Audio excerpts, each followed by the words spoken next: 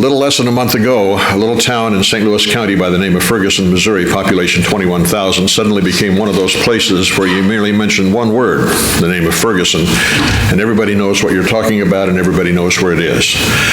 We have with us this morning two people who were there covering the events at Ferguson, and we have another person who represents those of us who are in the press trying to cover things like that.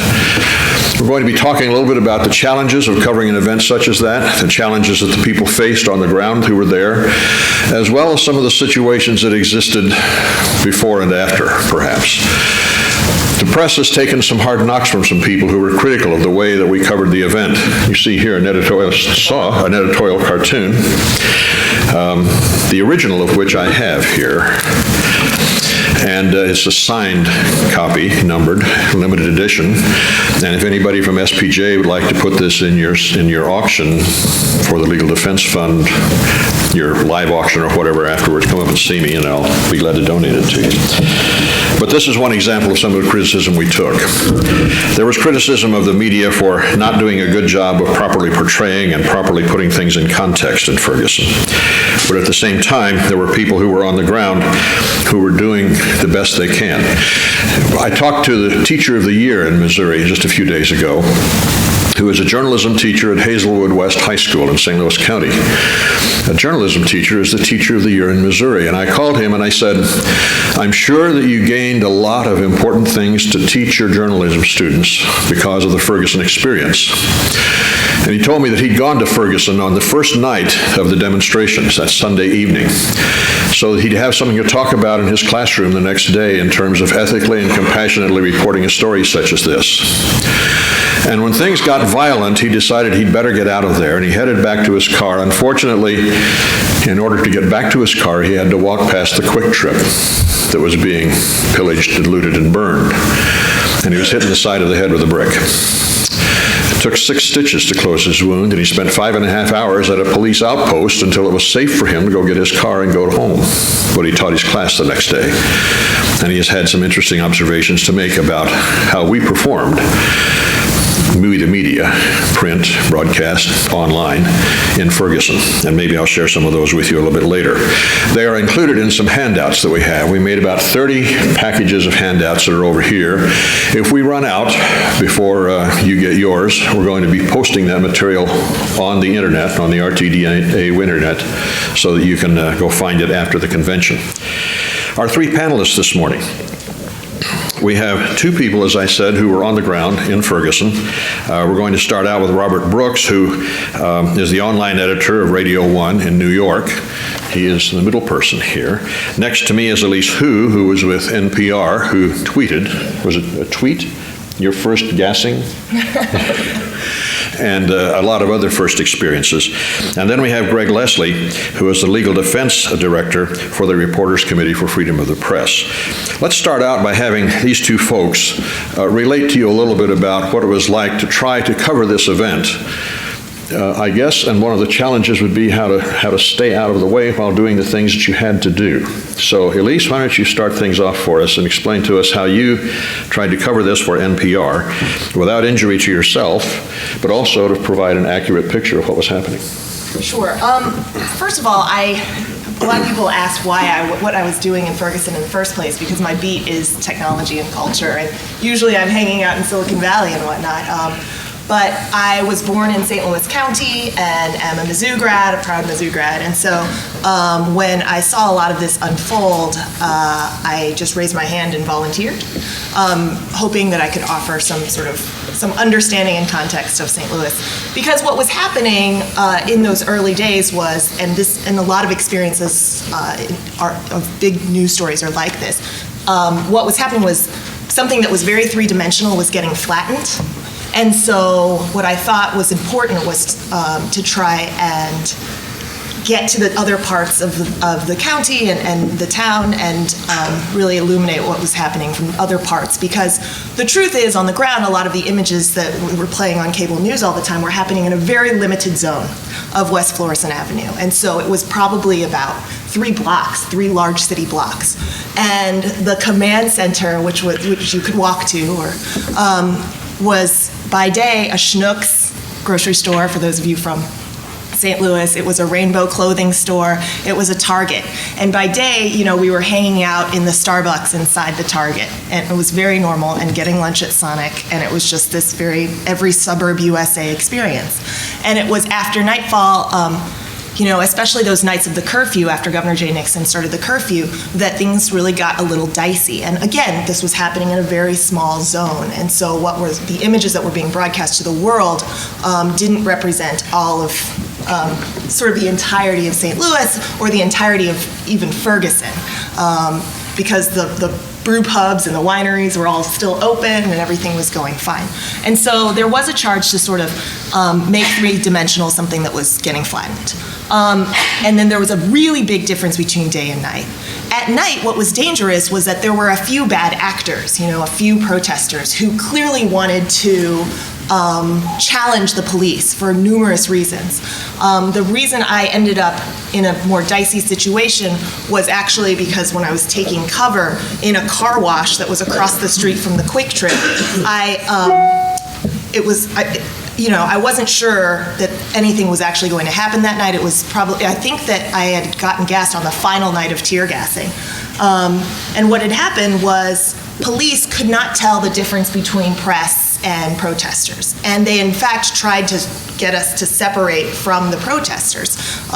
There was the bullhorn cop, and Robert, you can probably speak to this. The bullhorn cop for hours had been saying, please disperse. You are failing to disperse. Please disperse. And then he kind of got funny, too, because people were pulling yield signs out, like street signs out of the ground, and he was like, please put the street sign back in the ground. Please return the street sign. And so it had actually kind of gotten to just be a really calm standoff. But these things, it goes from calm to chaos just in a flash. And so what happened night after night, because calm to chaos, everything just went nuts. And the night I was out there, some rocks were thrown. Apparently, bottles of urine were thrown and hit the tactical units. And then you heard there's a sound that you hear right before the gassing, and you heard a couple pops, and the first blast of gas happened. People and Molotov cocktails were being thrown in the other direction. It was kind of a mess. And then the rest of the press got pushed back, and I jumped into some locals. A vehicle that there were locals who, before sundown, if you are in the perimeter, that 2-3 block perimeter, you don't get barricaded out, right? You get stuck inside. And some locals had gotten stuck inside, and I just jumped into a car, this car wash, and got stuck. But and so there were people who is out in the crowd as well. He joins us by phone. Steve, what are you seeing? Don, this is an extremely tense situation that has elevated to the level of what we saw last night with tear gas and smoke being blown. We are down about a quarter of a mile away from where you've been broadcasting, down by the Ferguson Mart. We're up by the QT gas station, where we had seen a lot of activity here through the days when the riot police pushed back protesters up the avenue. A lot of young people gathered here and were out in the street. Armored personnel carriers and SWAT units, the riot police have been out here for the better part of an hour now in a standoff with people. There were young people, protesters, defying orders to clear the street. There were repeated orders to clear the street. Some of them had taken out street signs that said, do not enter and yield, and were waving them out defiantly in front of the police officers, ignoring their orders to clear the street. And ever since then, we're watching a tactical unit going in now. So unit that came in on there are journalists in there.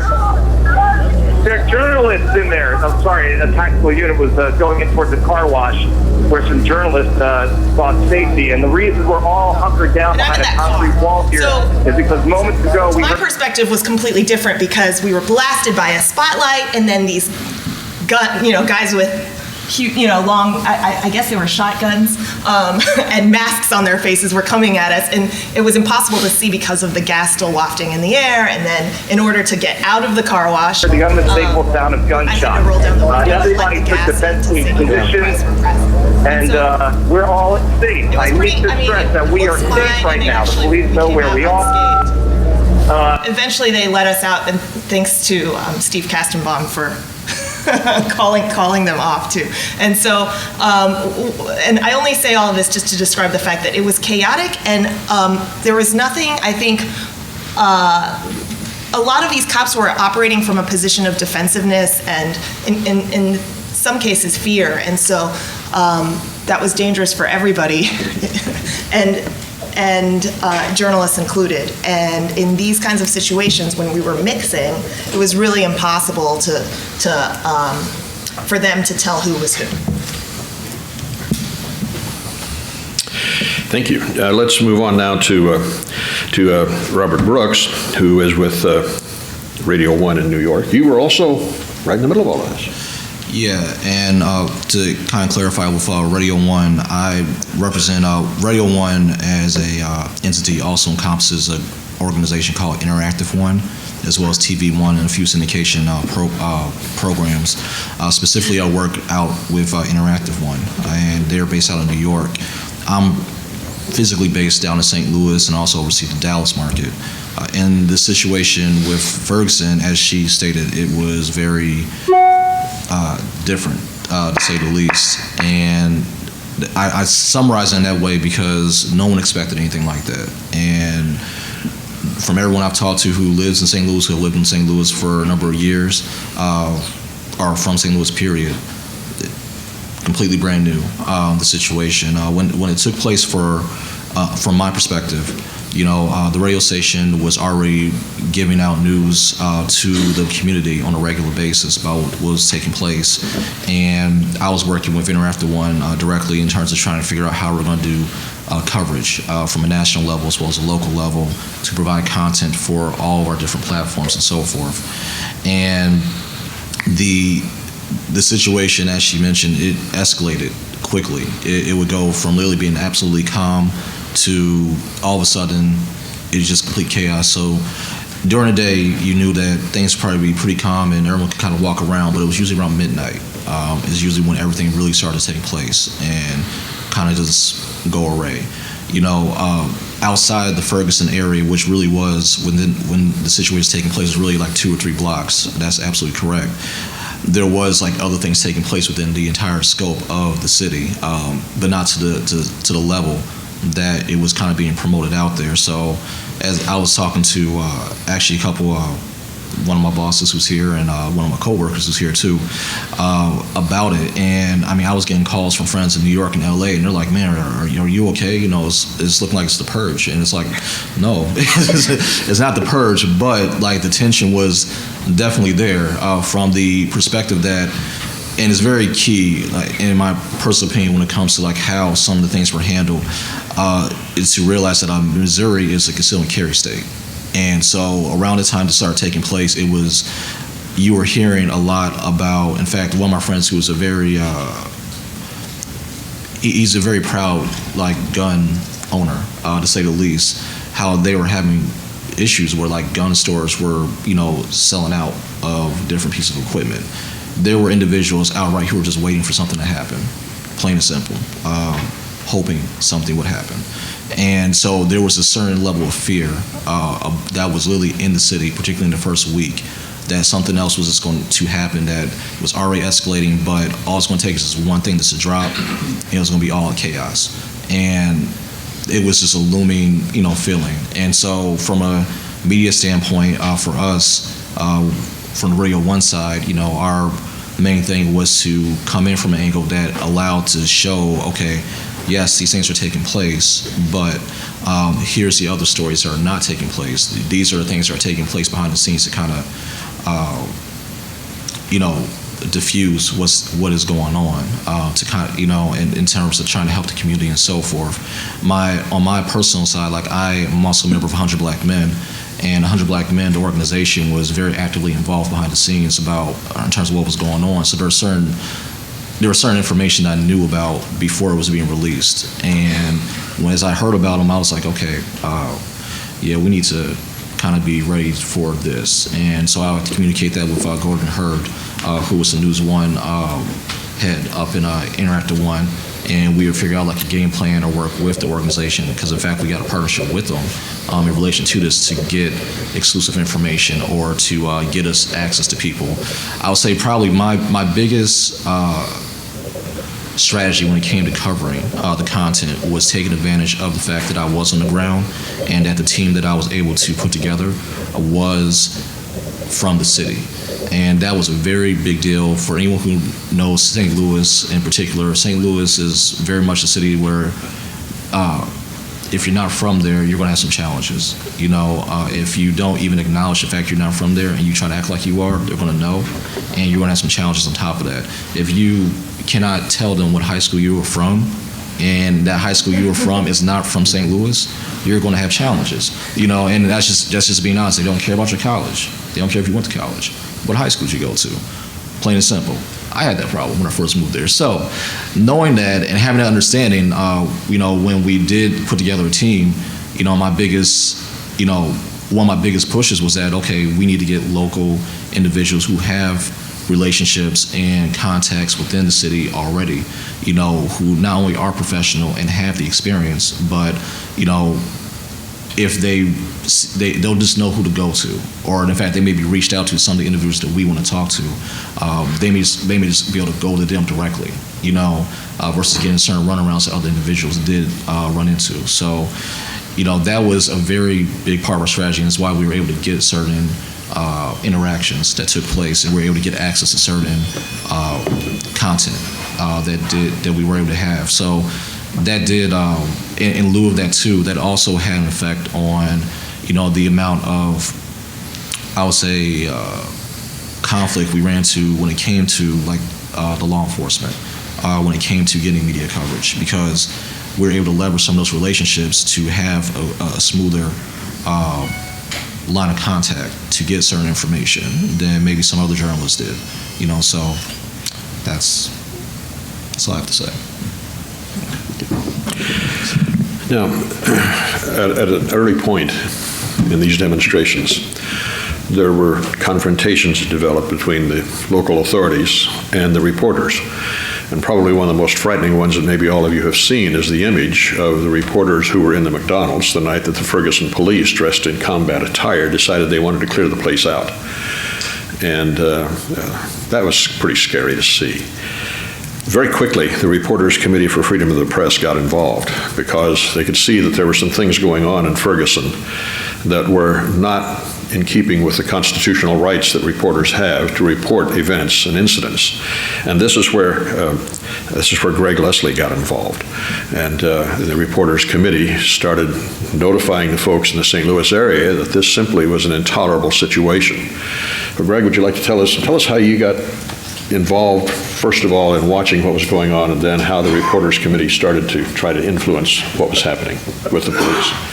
Okay, well, the Reporters Committee, I don't think I can move this closer. Yeah, go ahead and move. Hopefully everybody can hear me. No? Is there a longer cord? You can have ours.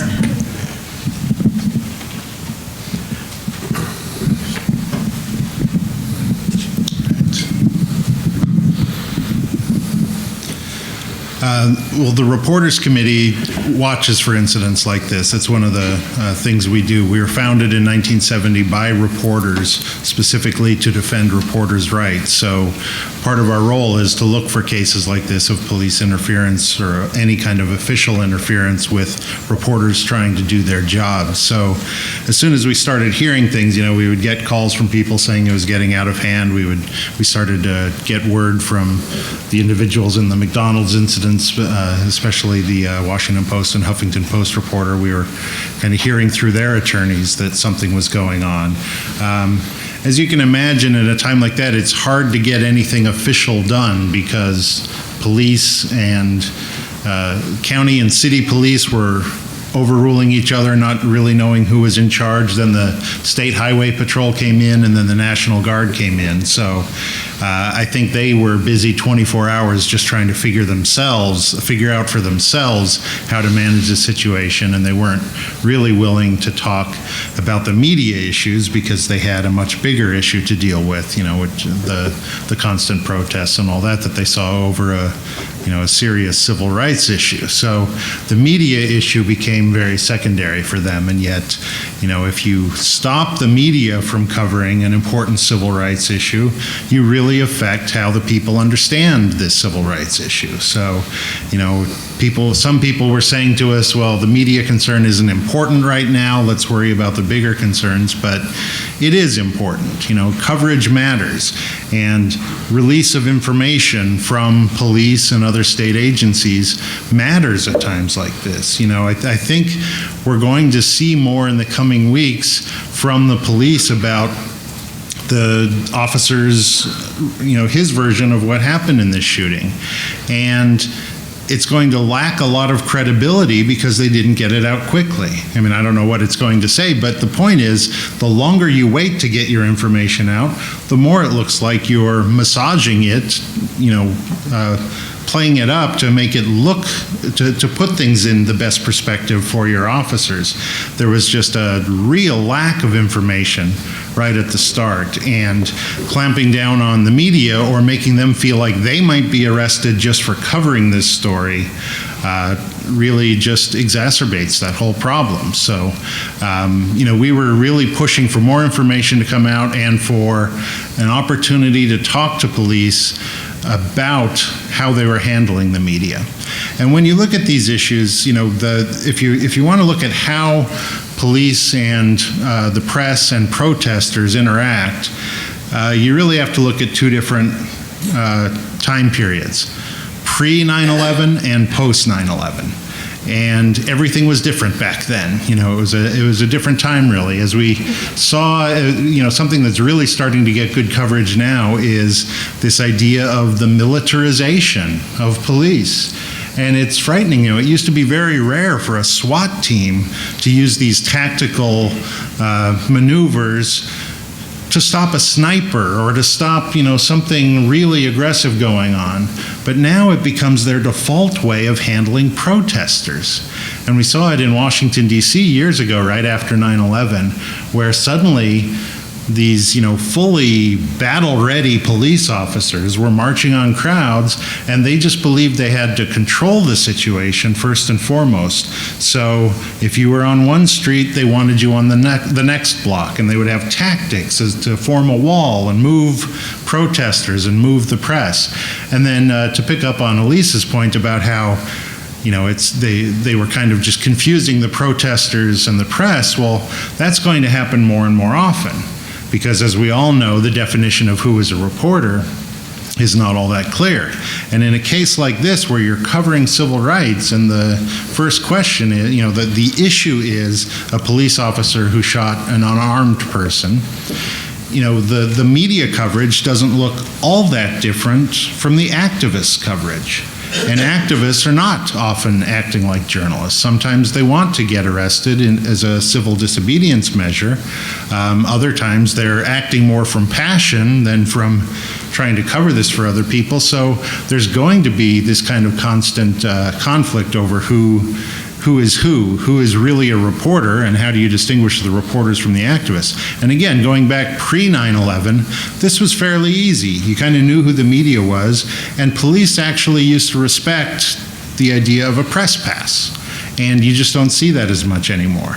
In a protest 15 years ago, if you had your credentials, you would probably not get arrested in the first place, but you could probably also walk right up to police and say, I'm covering this, and you could go behind police lines.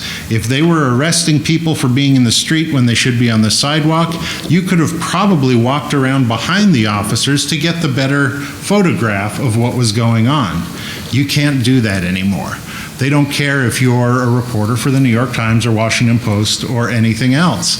If you're, you have no different rights. And, it's worth pointing out that's the issue was that they used to respect the idea of a press pass because they knew who the media was and what the media's role is. It wasn't that police recognized a reporter's right to that kind of coverage. It wasn't as if they said, we understand that your First Amendment rights are implicated here, so we're going to work with you. So we're going to do what we have to. There was just an easier relationship then. So with that being made more difficult, we do have to turn to the issue of, what right do you have to cover a police action? And that question is settled by a judge once this all comes before them, and judges are incredibly deferential to law enforcement during the middle of an emergency. So the thing we have to, the only remedy really, if you're saying it's a First Amendment violation, the only remedy really is a federal civil rights suit, and those are very difficult to bring. But all the factors are there in this kind of incident to lead to a good civil rights claim, but you need the evidence. You need to show how you were injured. You need to show how your rights were interfered with in a substantial and meaningful way to show that you were damaged sufficiently to justify a federal claim. I say that's very difficult to do because you have to show that the officer knew of this right at the time he violated it. Otherwise, they have qualified immunity. So it's very difficult to do, but in a lot of these cases, particularly the old cases revolving around political conventions where reporters would get swept up with protesters, there have been civil rights suits after the fact. They're called,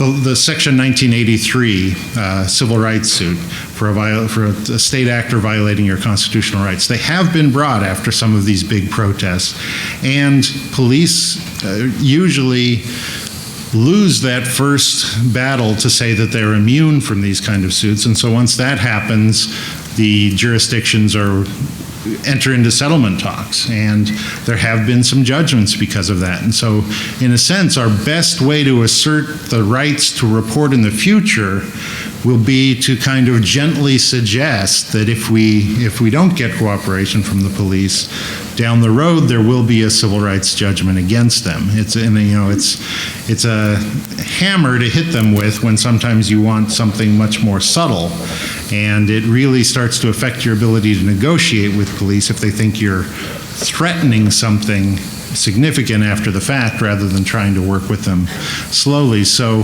what we do in these situations, is try to work with them during the crisis, and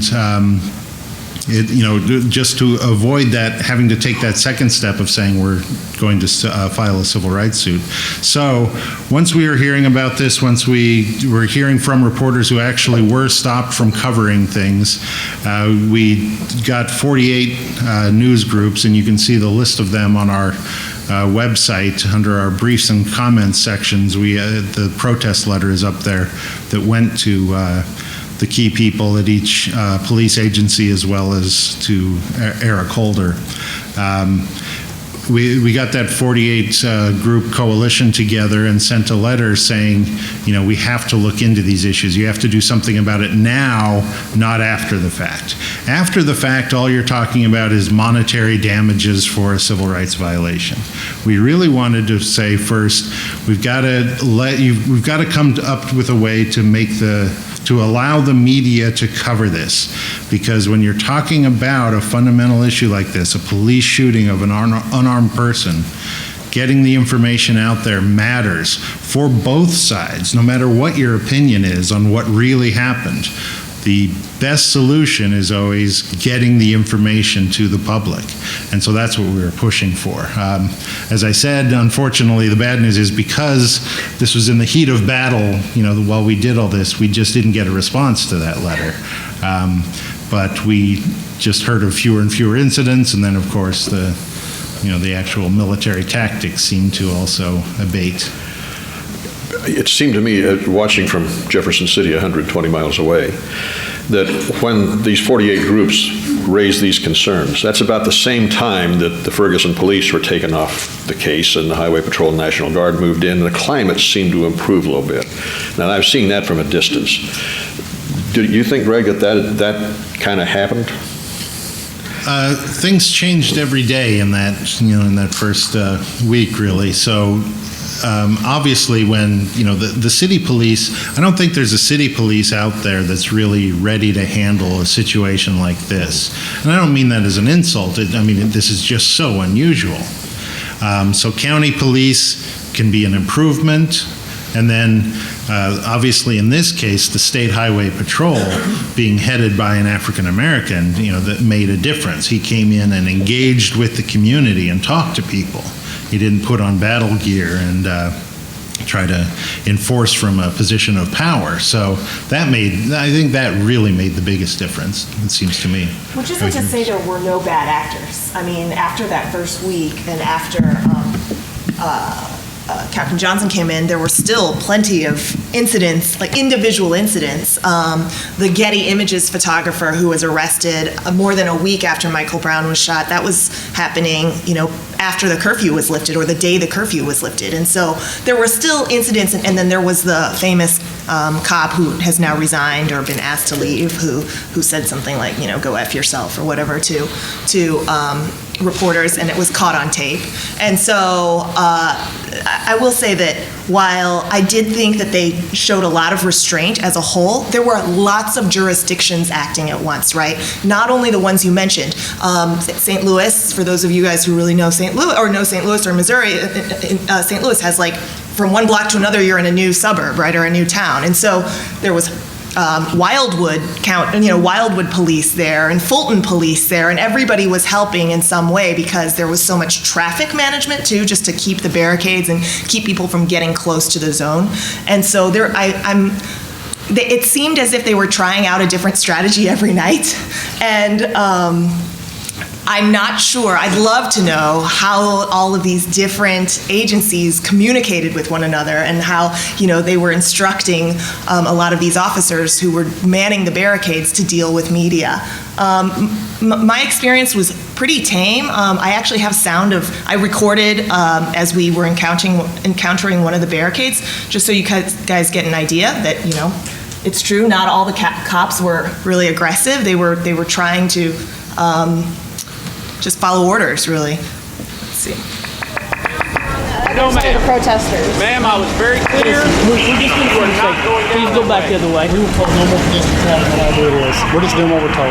But there's media on the sidewalk. We're just doing I can't help I it. understand that. They were here early, said I guess. No matter who. So please go that way. That way or that And way. you can go that way. And we've had quite a few media go that way. We just cannot allow you, for your safety, to go that way. Okay? So you hear that a lot, for your safety, and we cannot guarantee your safety, and therefore you cannot cross here.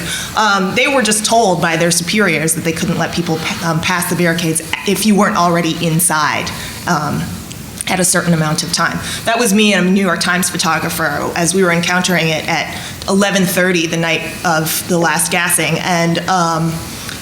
and at that point, the only way to get through, you heard him say, you can go that way or that way. That way, the other that way, was behind and through the neighborhood streets. So they were actually trying to sort of, with a wink and a nod, say, if you really want to get in there, we're going to turn a blind eye to you going a back way to get in there. And so that was actually kind of doing us a solid, I thought.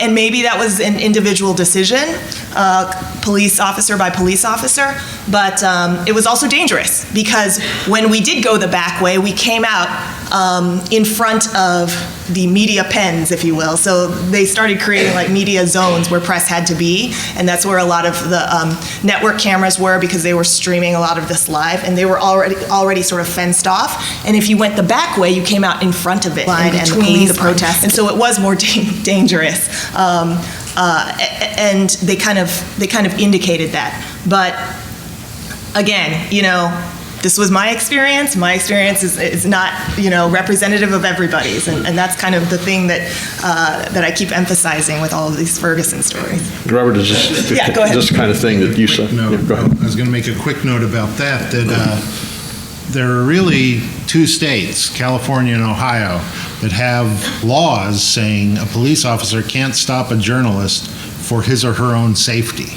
And we need more of those, because really that is what cops say all the time. I'm doing this for you. Well, no, I want to report the story. So. Robert, did you see the kind of similar experience that Elise had? Yeah, from my side, I kind of like was in the middle, to say the least. I saw the positive and negatives on both sides when it came to all sides, period. When I say all sides, I'm referring to the law, the media, and the protesters. I heard them from all of them. And, it was my situation was kind of unique in that case because as a result of me having to serve as a point person for on a national level for the company I was with, I had to hear what's going on from the national side. Being in a radio station, we had people calling in, expressing their frustrations about what was going on. From the connections I had within the city with the different organizations, I was getting information about what was going on behind the scenes about what was taking place. And then from the contractors that we had out there, they were telling me what they were experiencing, what they were going through. And one of the things, and I definitely agree with, in terms of the safety of the media, it was a very important ordeal, not just from the cop standpoint, but I do know of at least one case, because I believe my reporter saw it, where there were some reporters that are out in the Ferguson area who I think things started to get really kind of hot, and they tried to go into their car, and a group of protesters literally jumped in their car and then blocked it from their car and said, "No, you can't go into your car. You have to stay here. We want you to record this." And it's like they're trying to get out the way, and they literally were being blocked not by the police but by the protesters or some members of the protester or who called themselves the protesters in that case from being able to actually get away from a more dangerous situation. And the biggest challenge that I personally saw and I had when it came to covering this was having verifiable information overall. No problem. Having verifiable information overall because you had situations where things were being reported. Some things were hearsay. Some things were, they came from verifiable sources, but they didn't want to speak. In other cases, there was an example like right towards the end where there was a safe house that got raided. And it was interesting because I had on our team a blogger who also is very prominent in social media. And so we were, like myself, the social media point person locally as well as the point person nationally, name's Jada Gomez. We were all going back and forth regarding about some of the coverage and content that was going on. And there was just a report that went over the national news that a safe house had just been raided by the cops, which nothing was taking place, but it was like an area where the protesters were just kind of based at, and they just went in there and raided it. And so we're hearing this thing over the news, and they're like, "Man, do you think we can do something about it?" and blah, blah, blah. And we're going back and forth, and all of a sudden, like the blogger who's actually on the same thread, it's like, "Yeah, I'm actually talking to the protesters right now who just got kicked out the safe house." And I'm like, "Wait a minute, hold on. Like, can you get them to speak to us? Like, can we get a video interview with them?" And at first they were like, "Yeah, like, we'll do it." And then next thing you know, just start dwindling. And before you know it, they didn't want to talk. And then the last you hear is that one of them was nervous because she had to go back to her house, and they're literally, at least per her statement, that there was like a cop like based outside of her house who was really just watching her to make sure she didn't leave, and so she was just like, "No, I'm not saying anything like whatsoever." And so, you ran into those situations where just people just got very scared, to report. And so you may have a very solid story or a very good story to follow up on, but, you wanted to make sure that it was something that was verifiable, something that, that people would not back out of afterwards or say like, "Well, I heard from so-and-so, this is what happened," and so that was a very, very big challenge, which is like the fear factor, because it was all over the city. There's a couple of things that I need to mention at this point. We tried very hard to get Captain Ron Johnson to be with us on Skype, and we couldn't get him. He is still on duty in Ferguson. They still consider Ferguson to be a very nervous area, and so he is paying close attention to that community, and he is still walking the streets and talking to people there, and he didn't feel like he could be with us given the fluidity of that situation that is continuing to go on in Ferguson, especially as we have a grand jury that now is meeting and some other things that are happening within the community that are kind of bubbling under the surface. I talked to to the spokesman for the Department of Public Safety. Our highway patrol in Missouri is part of DPS. Mike O'Connell is his name, and he's a former reporter from Nashville here and from St. Louis. And I asked him what kinds of things was the captain saying. He said there were times when he did mention that the media should move to the side of an area and get out of the way. And many times the media didn't want to do that and made it kind of difficult, although he asked them to step away many times. He also said there were times when there were one-on-one interviews being done by some of the media who got extremely upset when somebody else came in and stuck a microphone in that interview too. Well, that's kind of the nature of the beast for all of us. If we see something going on and we want to get a piece of it, why not just jump right into their microphone? So that upsets some of the media. So there was some infighting with the media. We also, since we thought that we would not be able to get Captain Johnson to be with us today, we contacted the National Information Officers Association, which handles police information people. And just a few days ago, they sent us a note saying they were honored by our invitation to be here, but after discussion with the board, we feel that this event has not had the appropriate amount of time to ripen. Our participation in this type of panel discussion is premature, while too many unanswered questions remain. So we tried to get someone from law enforcement to be here, and they respectfully declined until things cool off and they figure out where they are and what's going on with them. So that's why we don't have anybody from the law enforcement. Are there any other people in the room, by the way, just hold up your hands, who were on West Florissant Avenue while all of this was going on?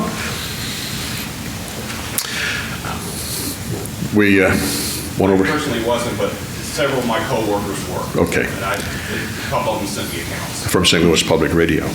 Well, we could stand up here and kick this around because it's an interesting topic and we can talk shop up here all day.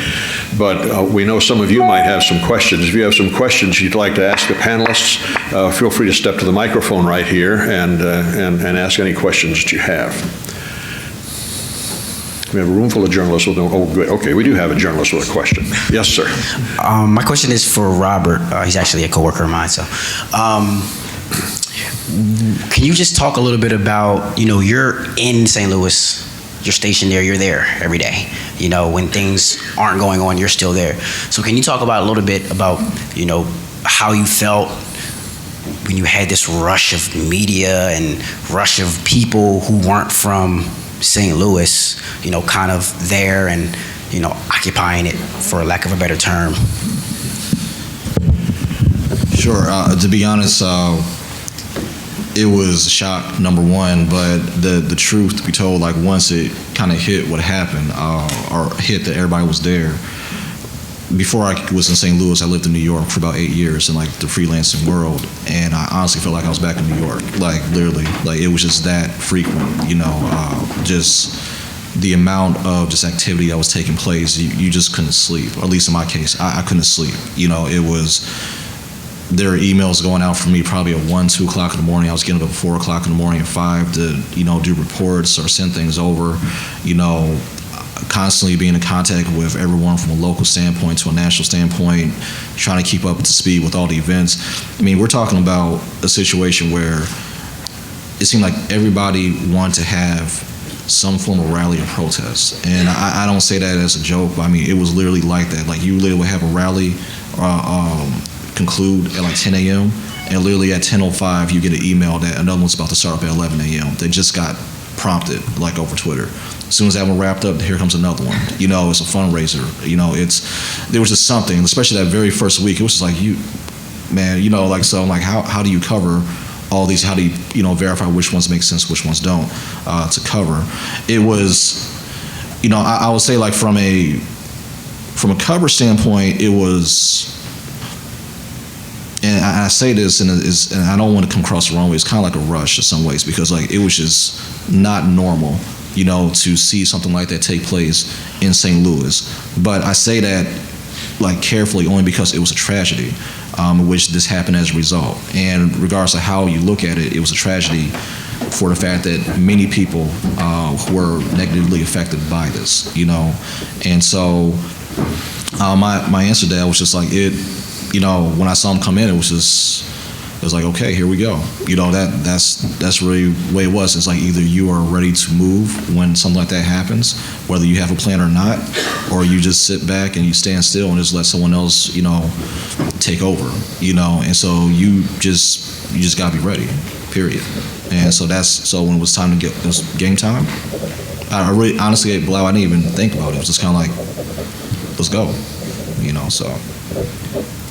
This question is for the panel. I'm from Milwaukee, Wisconsin. I've been following this story basically since the shooting happened on that Saturday. How was it, afternoon, maybe? But it seemed to me, from my perspective, that journalists on the scene kind of became like weather men and women, describing the social climate of what's been going on. And it seemed to me that the storytelling aspect really took a hit. I think one example of that is the hashtag "If They Gun Me Down," where people were tweeting pictures of themselves based upon photos that the media were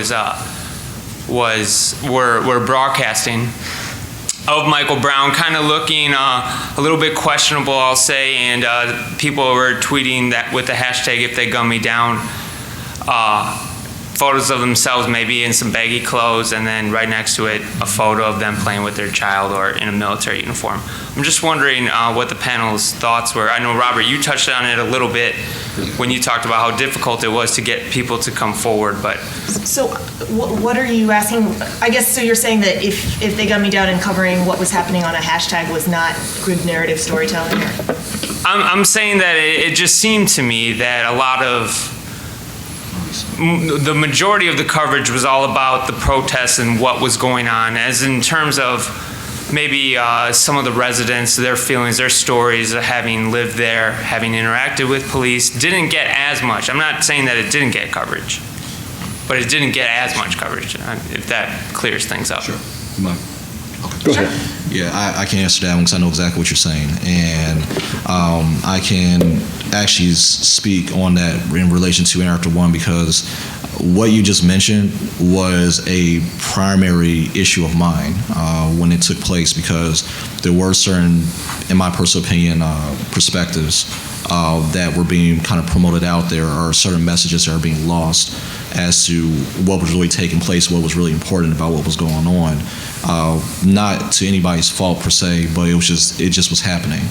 And so when we started to gear up on our side, on the Radio 1 side, with the coverage that we did, you know, we were kind of in a very unique position because me being part of the Interactive One side. You know, obviously with interactive, you're dealing with digital, and digital encompasses more than just, you know, pictures. You're dealing with pictures, you're dealing with audio, you're dealing with video, you're dealing with text.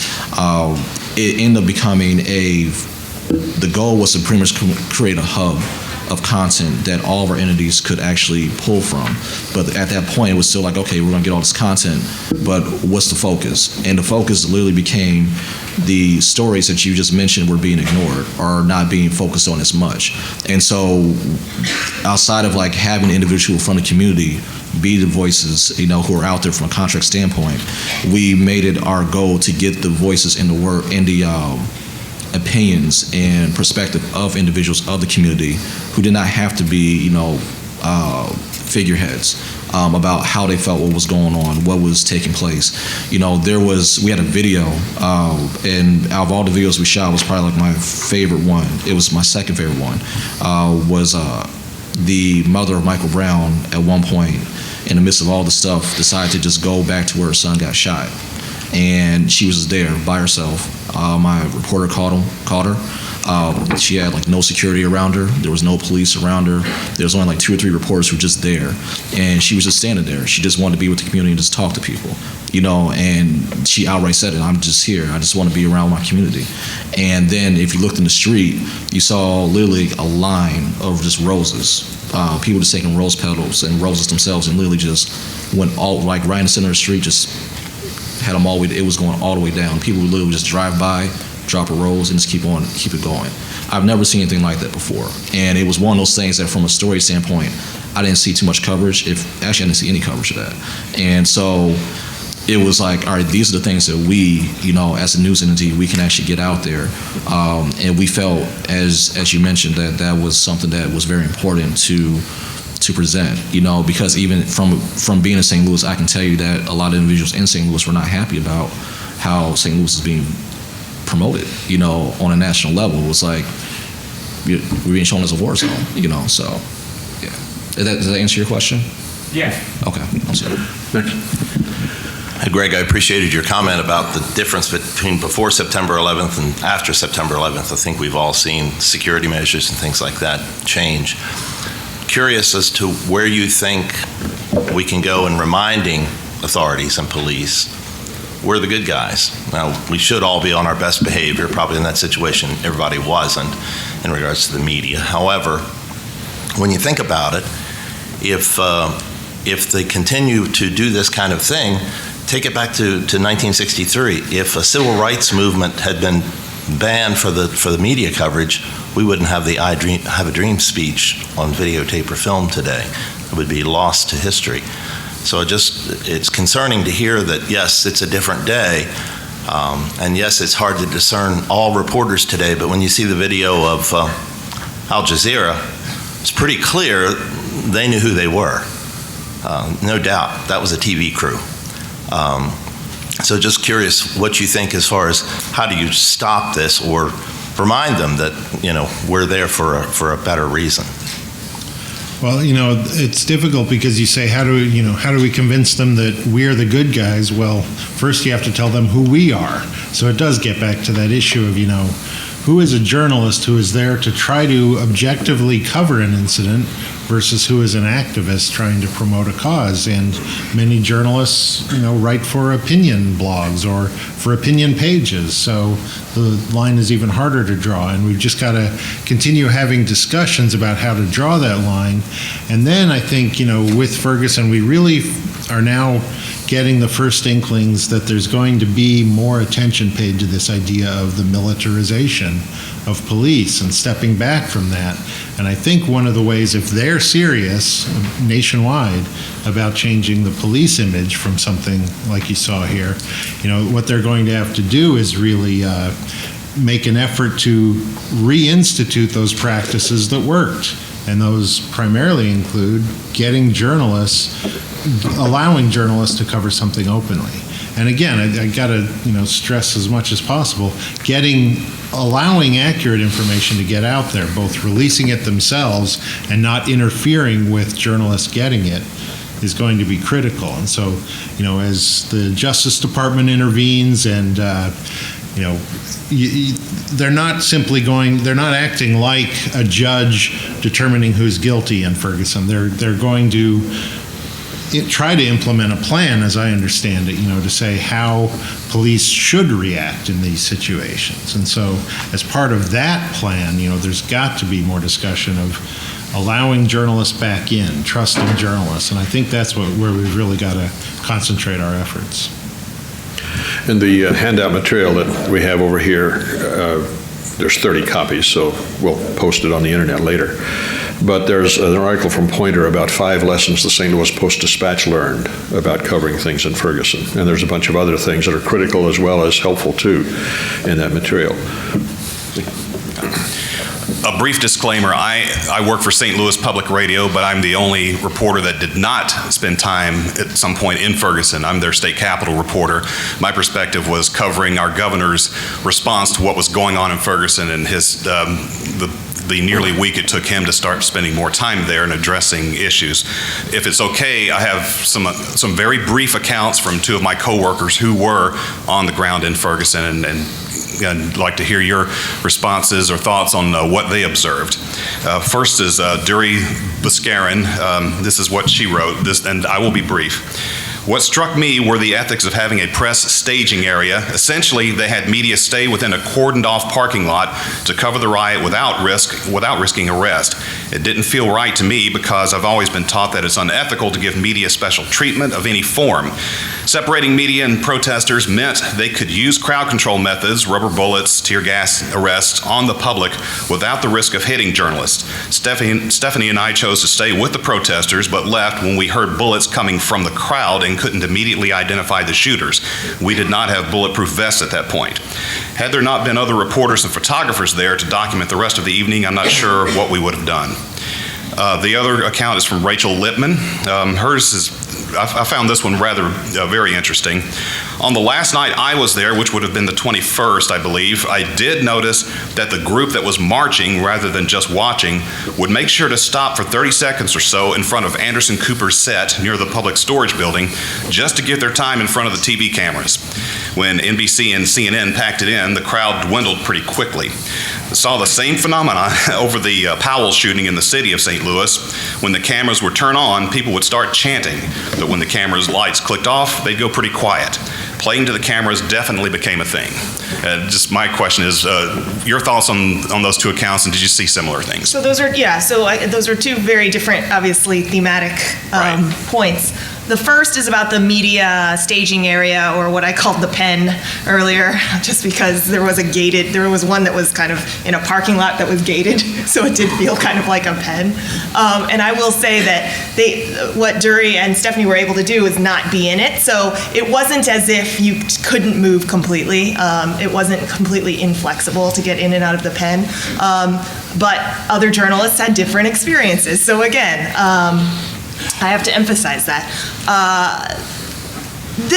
Police, and I guess you can talk to the legal questions, Greg, but police are most of the time within their rights to create barricades. I mean, how many of us have covered crime scenes, right, and not been able to duck under the crime scene tape to get better footage? That does happen, and like you said, the courts have not explicitly said that the First Amendment protects news gathering, but instead protects news communication, right? So, Greg, where do you fall on the staging areas? Because again, they don't give us special privileges, but they also shouldn't give us special areas in those cases. There is definitely constitutional protection for news gathering. It's just that there are no bright lines. Police can't do something unreasonable in the circumstances. Once you start throwing those kind of qualifiers into a legal test, it just means you have to, it has to be subject to interpretation every time it comes up. Those pens, we can thank both the U.S. Secret Service and the New York Police Departments for really deciding that those were the way to go. The Secret Service is obviously in charge of security at presidential inaugurations and the conventions, the political conventions. And so they came up with the ideas years ago, again, post 9/11, to create these pens for both protesters and the media. They decided they could regulate speech to that degree, and they got away with it only because they clamped down on the whole area around a convention site and said every step of this area is something that we have to secure. So again, that's kind of constantly part of the dialogue, because when there was a political convention in New York City, they really got out of hand. They made these pens out of that orange snow fencing and literally crammed people in and made it impossible to cover a story. The same thing happened with the Occupy movement in downtown Manhattan. They tried to pen the journalists in, and they put the journalists further away than the general public could have seen the incident. And so, in a sense, doing stupid things like that helps make it obvious that they've gone too far. And so New York has gotten a little better, the Secret Service has gotten a little better, and we've got to make that part of the dialogue here, too. And we should point out, it's not just during protests and potential unrest that these pens happen. During presidential campaigns, the traveling press corps, the ones that are at every speech, every stump speech, and follow around the president, often complain that they are more penned in than the local journalists who get to be on the ground and among the crowd, because a lot of the presidential traveling press corps is not able to get out and actually do more on the ground reporting. So if we are going to fight for more access and more rights, it shouldn't just happen in covering protest situations. It should be in all situations. We're out of time, I think. We might have time for one more quick question. Okay. Make it real quick. Make it real quick. Make your answers real quick. So sort of similar to what he was saying about journalistic ethics in general. issues like, incidents like this, and I can also think of like the Trayvon Martin case, it becomes a very polarized national discussion. And in that, like, if, if Michael Brown was innocent, then it is a racial issue, and then if the cop was in the right, to be protecting himself, then it wasn't a racial issue. When you're covering this, what responsibility as a journalist do you have to sort of, get into all the details and give people, everything that they can possibly know, or take a step back and really try and give people the broader story? I can just answer that really quick on my side. The answer to that is, to me, is our responsibility to report the news itself, not to express an opinion. When it comes to it, give the hardcore facts and come from a non-biased perspective. I think that's pretty much, at least for me, that's the most important thing that you can do, and give an honest retrospective of what's happening. Can we get one more question in, please? You have a quick follow-up? Just a quick question. We talked a lot about police hampering media operations. What about the other side? What about the criticism of the media itself? Can you address that, please? Thank you. Yeah, there was, I've got to find, there was an Al Jazeera journalist named Ryan Schuessler who, the night after Nellie showed up at the protests, which, made it seem like the story was really becoming a spectacle, he wrote about how he wasn't going to return to Ferguson because he observed all of these things, cameramen yelling at community leaders for stepping away from the podium, journalists making this story about them. One reporter who, last night, said he came to Ferguson as a, quote, networking opportunity. And so, So yes, there, again, in the case, just as there were bad actors among the protesters and bad actors among the police, there's probably no question that there were a few bad actors among the journalists. By the time I left, and I asked to leave because it was such, it was like dog days being in Ferguson. One day was like 7 days. And so, but by the time I actually left, which was fully 2 weeks after Michael Brown was shot, there was a lot of international press there. There were Turkish media and Austrian media, German media, and they had come with their gas masks and flak jackets, like expecting and almost looking for things to go wrong and perhaps portray like, this is what's happening on the streets of America. And so, so there was certainly no question that towards the end of the big cycle, there were a lot of more opportunistic journalists, but I still think it was a small percentage of the bigger whole. I think generally the folks that I met were exceedingly professional and were trying to get to the context of the situation as well as they could. The Ferguson story is not yet done. The Ferguson story still has at least one more major chapter, and that's when the grand jury comes into the report and the follow-up of what occurs there. But this is an ongoing story in St. Louis County, where Ferguson is one of about 90 communities, and about 30 of these communities have police departments that don't look anything like the population of the town. There have been great social issues raised in Ferguson, not just police protesters issues, but a lot of other social issues that have been raised. So this story is going to be going on and on for some time. Next year, perhaps, we'll have a greater understanding and a greater perspective on how all of this plays out, and probably, Robert, you and Elise might be back on the streets of Ferguson before this is done. And so perhaps next year we need to have another one of these discussions that not only gets into some of the things we've been talking about, but what the lessons really are long-term that we learned from Ferguson about covering things in situations like this, about being prepared for covering things like this, not just street riots, but major storms and tornadoes that devastate part of your town. There are a lot of similarities.